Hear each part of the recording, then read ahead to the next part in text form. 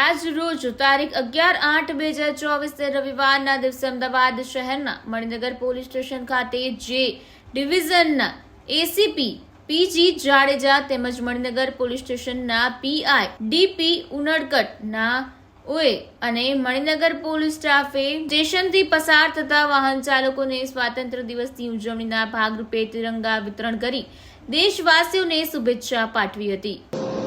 ભારતના 78માં સ્વતંત્રતા દિવસ 15મી ઓગસ્ટ આવી રહી છે.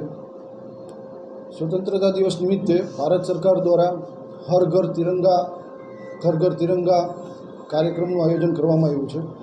આ કાર્યક્રમ અંતર્ગત ગુજરાત ગૃહ વિભાગ દ્વારા પણ જુદા જુદા કાર્યક્રમો કરવામાં આવે છે.